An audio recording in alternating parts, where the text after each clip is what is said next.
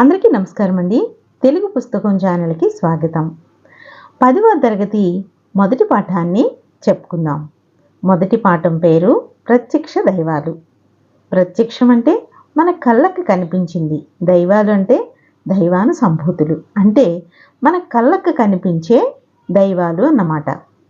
దీని రచన ఎర్రన గారు. మొట్టమొదటిగా చదవండి, ఆలోచించి చెప్పండి అని మనకి ఒక పద్యాన్ని ఇచ్చారు. ఆ పద్యం చూద్దాం. తల్లిదండ్రి మీద దయలేని పుత్రుండు పుట్టనేమి వాడు గిట్టనేమి, పుట్టలోన చెదలు పుట్టదా గిట్టదా, విశ్వదాభిరామ వినురవేమా. ఈ పద్యం వేమన శతకంలోనిది.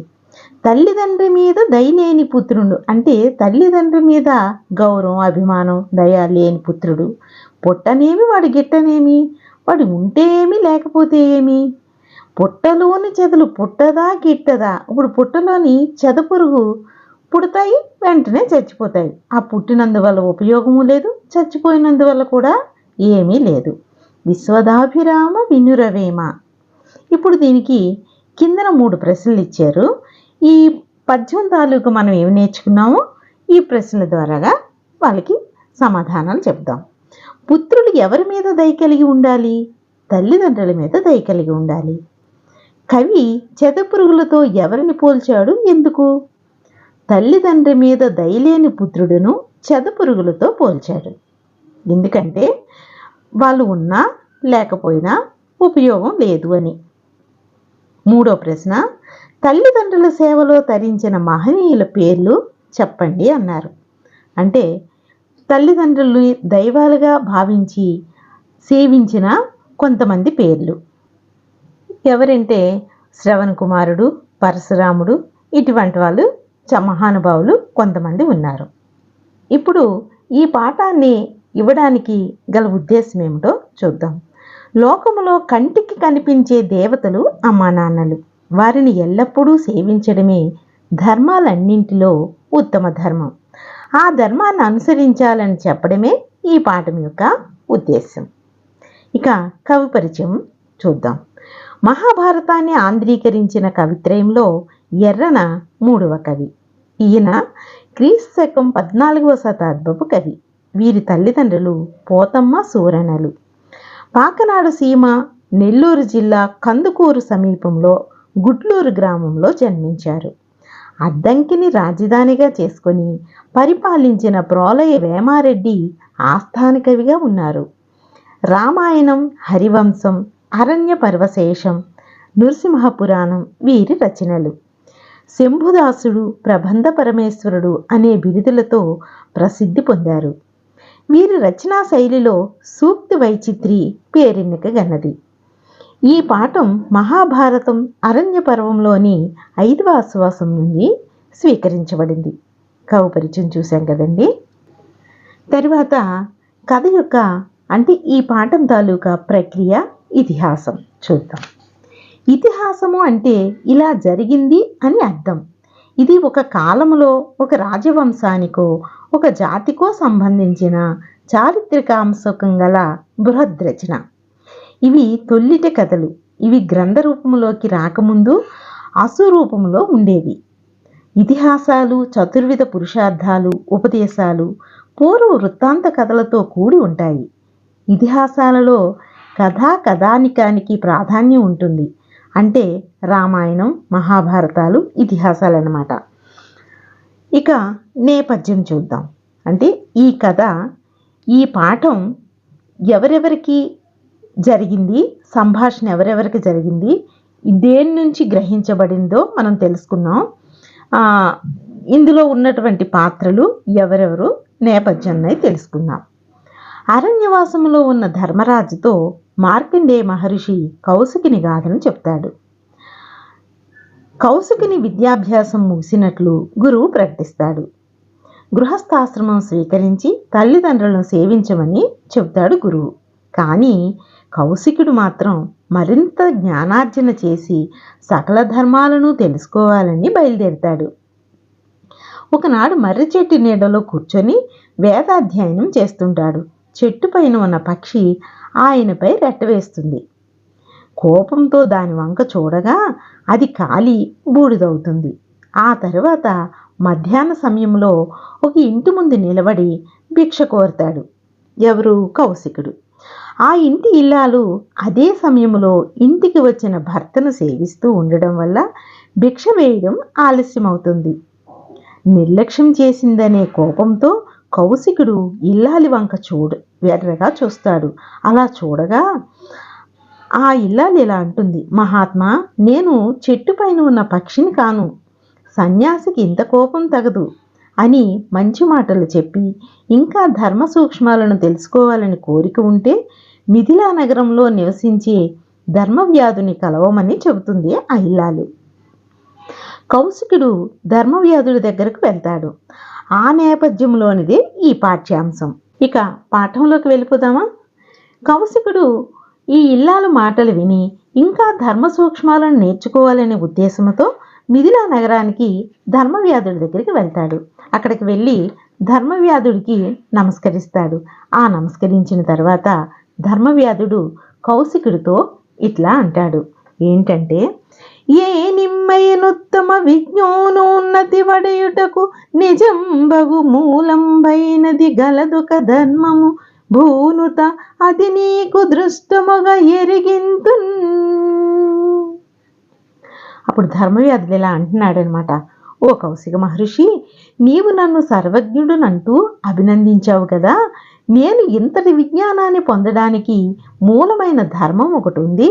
ఆ ధర్మాన్ని నీ కంటికి కనిపించే విధంగా తెలియజేస్తాను అని చెప్తున్నాడు ధర్మవ్యాధుడు.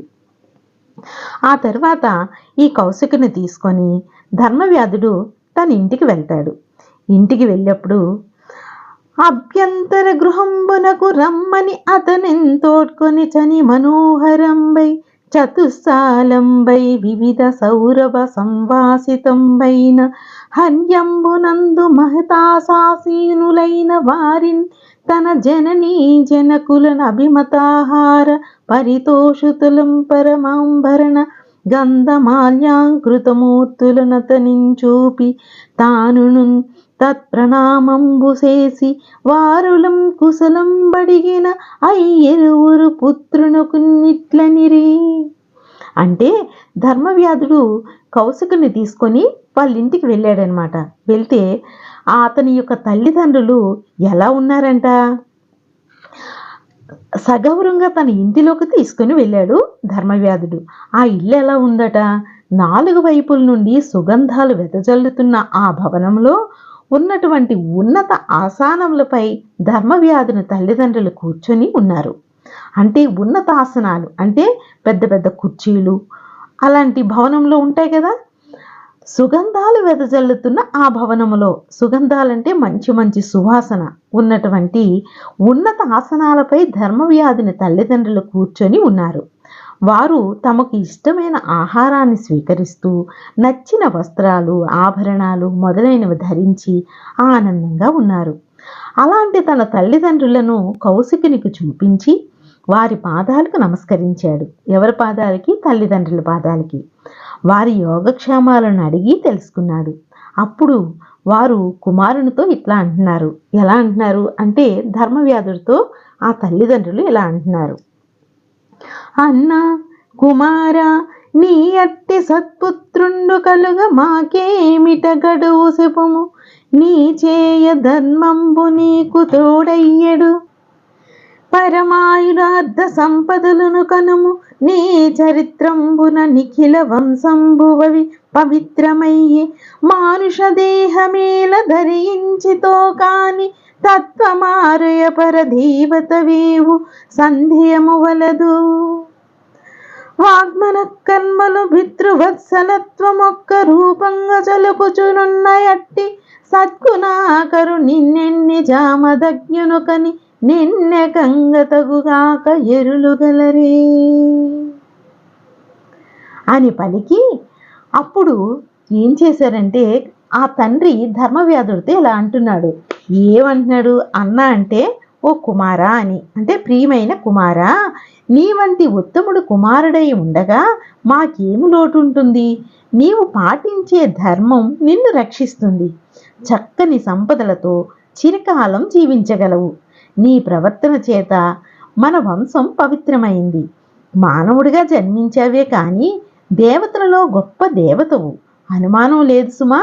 మనస్సు, మాట, ఆచరణల చేత తల్లిదండ్రులను ప్రేమిస్తున్నావు.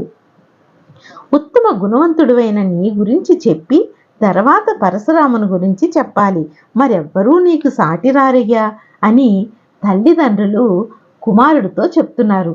నువ్వు ఇంత బాగా మమ్మల్ని చూసుకుంటున్నావు కదయ్యా, మాకింకేమి లోటు ఉంటుంది? నీవు దేవతల వంటి వాడివి, నువ్వు మనిషి రూపం ఎత్తావు కానీ నువ్వు దేవతవి అని ఈ కొడుకుని పొగుడుతున్నారనమాట ఈ ధర్మవ్యాధుడు తల్లిదండ్రులు. అప్పుడు కౌశికుడు ఇదంతా వింటున్నాడు. ఇలా పలికిన తల్లిదండ్రులు చెప్పారు కదా ఈ మాటలు, ఆ తల్లిదండ్రులకు ధర్మవ్యాధుడు ఈ కౌశికుడిని చూపించి వారితో ఇలా చెప్తున్నాడు. ఈ మహానుభావుడు మనల్ని చూడాలనే కోరికతో ఇక్కడికి వచ్చాడని చెప్పాడు. ఆ వృద్ధులు కౌశికుడికి స్వాగత మర్యాదలు చేశారు. బాగున్నావా బాబు, రా అని స్వాగత మర్యాదలు రమ్మని పిలిచారనమాట. కౌశికుడు వారి యోగక్షేమాలను అడిగాడు. బాగున్నారా అండి అని అడుగుతాం కదా ఎవరింటికైనా వెళ్తే, అలాగే ధర్మవ్యాధుని యొక్క తల్లిదండ్రుల్ని యోగక్షేమాలు అడిగాడు. తర్వాత ధర్మవ్యాధుడు కౌశికునితో ఇలా అంటున్నాడు. జననుత వీరునా జననియు జనకుండు జోవే, వీరులకు శుశ్రూష చేసి ఇట్టి పరిజ్ఞానమేను ప్రాప్తించితి. నమరులున్ పూజింతు రద్ది నెల్ల వారున్నుండు దైవంబుల నెరుగ, నీ వృద్ధుల నాపాలి వేల్పులనగా. ఈ వృద్ధులు నాపాలి వేల్పులనగా కమనీయ ఫల పుష్ప గంధ భూషణ వస్త్రములు మనోహర భక్ష భోజములను వీరికెప్పుడు నివేదింతు వేట్క పుత్రధార సహితుండనై నీతముగ సేవయాచరింతును వేదముల్ యజ్ఞముల్ వ్రతంబులున్ వీర నాకుంతలవు దృఢము అని కౌశికుడితో ధర్మవ్యాధుడు అంటున్నాడు. ప్రజల చేత గౌరవింపబడేవాడా, వీరు నా తల్లిదండ్రులు. వీరికి సేవ చేయడం వల్ల మాత్రమే నాకు ఉత్తమ జ్ఞానము లభించింది. సాధారణంగా లోకంలో అందరూ కోరికతో దేవతలు పూజిస్తారు, కానీ నా తల్లిదండ్రులే నా పాలిట దేవతలు. ఇతర దేవతల గురించి నాకు ఏమీ తెలియదు. వీరికి రుచికరమైన పళ్ళు, పూలు, గంధం, అందమైన నగలు, వస్త్రాలు, ఇష్టమైన ఆహార పదార్థాలను అందిస్తాను. నా ఆలుబిడ్డలతో కలిసి సేవ చేస్తుంటాను. అలా సేవించడం వల్ల వేదాధ్యయనం, యజ్ఞాలు, వ్రతాలను చేసిన ఫలితం వస్తుంది అని కౌశికుడితో ధర్మవ్యాధుడు చెప్తున్నాడు. అయ్యా, నాకు ఎటువంటి యజ్ఞాలు కానీ యాగాలు కానీ నాకేమీ తెలీదు. నా భార్యా బిడ్డలతో నా తల్లిదండ్రులను సేవించడమే నాకు తెలుసు. అందుకే నాకు ఇంతటి జ్ఞానం పొందగలిగాను అని కౌశికుడితో చెప్తున్నాడనమాట. అప్పుడు కౌశికుడు ఇదంతా విని ఏమంటున్నాడంటే, జననీ జనకుడు సద్గురుడనలు తాత్ముడనగా ఈ ఏవురునే గృహస్థు చేత సుగతి వాంచ ప్రసాదితులగుదురట్టి వాడసూవె ధర్మాత్ముడు వసుధ మీద. 6వ పద్యంలో గృహస్థుడు ఏ ధర్మాలను చేయాలనే వాటిని గురించి తెలియజేశారు. తల్లి, తండ్రి, గురువు, అగ్ని, ఆత్మ అనే 5గురును పూజించి సంతోషపరచాలి. అలాంటి గృహస్థుడే ధర్మాత్ముడు అని 6వ పద్యంలో తెలియజేశారు. ఇప్పుడు 7వది చూద్దాం. 7వది పద్యం కాదు, వచనం ఇచ్చారు. ఏంటి ఇచ్చారంటే, అని చెప్పి ఇట్లనియే, అలా చెప్పిన తర్వాత ఇలా అంటున్నారంట. పతివ్రత పంపుంజేసి నీవు ధర్మ జ్ఞానార్థనంబు నాయందుడకు చనుదించెన, అప్పతివ్రత వలని అనుగ్రహంబున నీకు వెళ్ళయ విరింగించితి గాని నీ దశనాడు చిత్తంబు ప్రియం పడి ఉండదు, నీ చేసిన కార్యం బుక్కటి గలదది ఎయ్యది అనినా. ఏమంటున్నాడంటే అని చెప్పి ధర్మవ్యాధుడు ఇలా అన్నాడు. ఏమంటున్నారంటే, ఓ కౌశిక మహర్షి, నీవు నా వద్దకు ఆ పతివ్రత పంపగా వచ్చావు. పతివ్రత అంటే అక్కడ ఇల్లాలు భిక్ష కోసం వెళ్ళినప్పుడు ఆమె చెప్పింది కదా, ఆమె పంపగా నువ్వు వచ్చావు. ధర్మాన్ని గురించిన జ్ఞానాన్ని పొందాలని భావిస్తున్నావు. ఆమెపై ఉన్న గౌరవం కారణంగా ధర్మ మార్గాన్ని వివరిస్తాను. నీపై ఉన్న ఇష్టం కాదు సుమా, నువ్వొక చేయకూడని పని చేశావు కనుక నువ్వంటే నాకు ఇష్టం లేదయ్యా అని చెప్పాడంట వెంటనే ధర్మవ్యాధుడు. అది ఏంటంటే, అంటే నువ్వు ఏం పని చేశావు, ఆ పని వల్ల నాకు ఎందుకు ఇష్టం లేదో ఇప్పుడు చెప్తున్నాడు. అది 8వ పద్యంలో చెప్పారు. ఎంతయ వృద్ధులై తమకు నీవు కరుండవ తెప్పగాన అత్యంత ముదంబునన్ బ్రతుకు తల్లిని తండ్రిని ఉజ్జగించి నిశ్చింతుండవై సదా జైనశీలత వారి అనుజ్ఞ లేక ఏకాంతమయమ్మెయిన్ వెడలి తక్కట నీవు కరంబ క్రూరతన్. ఇలా చెప్పాడు కదా ధర్మవ్యాధుడు. అయ్యా కౌశిక మహర్షి, నీ తల్లిదండ్రులను వృద్ధులు, వారు నీపై ఎంతో ప్రేమతో జీవిస్తున్నారు, వారికి నీవే ఆధారం. కానీ నీవు వేదాధ్యయనం చేసి ఇంకా జ్ఞానాన్ని పొందాలని భావించావు. తల్లిదండ్రుల అనుమతి లేకుండా వారిని వదిలిపెట్టావు. వారి స్థితిగతులను గురించి ఎలాంటి విచారణ చేయలేదు. అంటే తల్లిదండ్రులు నువ్వు అసలే పట్టించేకోలేదు. ఈ కఠినమైన నీ ప్రవర్తన నాకు నచ్చలేదు సుమా అని ధర్మవ్యాధుడు మాకు మీదే చెప్పేశాడు. మళ్ళీ ఏం చెప్తున్నాడట 9వ పద్యంలో, ఆ నీ ముసలి తల్లిదండ్రులు ఎలా అయిపోయారో అని వివరిస్తున్నాడు. 9వ పద్యం చూడండి. నీకవగచి వగచి నిర్భిన్న హృదయులై విగత చక్షులైరి వినవి వారలరిగి ఇంకనైన అమ్ముదసల్ల ఔదగ్ర శోకవహ్ని ఆర్పవయ్యా. ఊరుకోవయ్యా, నువ్వు ఇంకా జ్ఞానాన్ని అర్జించి ఏం చేస్తావు? నీ విడిచి వెళ్ళిన మరుక్షణం నీ కోసం నీ తల్లిదండ్రులు గుండెలు పగిలేటట్లుగా ఏడ్చి ఏడ్చి విగత చక్షులైరి అంధులయ్యిరి. ఎప్పటికైనా నీ వెళ్ళి వారి దుఃఖాగ్నిని చల్లార్చవయ్యా అని కౌశిక మహర్షికి ధర్మవ్యాధుడు చెప్తున్నాడనమాట. ఇప్పుడు 10వ పద్యం చూడండి. నీ అధ్యయనమ్మును సుకృతాయసము నిష్ఫలంబులై చను గురు సేవాయుక్తి లేక తక్కినం చేయుము నా పలుకు మేలు సేకురున్ నీకున్. అంటే ఏం చెప్తున్నాడు? నువ్వు సంపాదించిన విద్య కానీ పుణ్యం కోసం నువ్వు పడే శ్రమ కానీ తల్లిదండ్రులు సేవ చేయకపోతే వ్యర్థమవుతాయి. కాబట్టి నేను చెప్పిన విధంగా ఆచరించు, నీకు మేలు కలుగుతుంది సుమా అని ధర్మవ్యాధుడు కౌశికుడితో చెప్తున్నాడు. అనినా కౌశికుడు అతనికి ఇట్లనే. అప్పుడు ఇదంతా విన్న కౌశికుడట ధర్మవ్యాధుడితో ఇలా చెప్తున్నాడు. ఏం చెప్తున్నాడు? ఇది అట్టిదని చెప్పిన సదమలహిత వాక్య భంగి సకలము వింటిన్ వదలక ఇమ్మైన చరంజద కురు జనులకు ప్రీతి చేసిదననగా. అలాగే చేస్తానయ్యా ఓ పుణ్యాత్ముడా, నీవు చెప్పిన మాటలు సరైనవి, శ్రేష్టమైనవి, మేలు కలిగించేవి.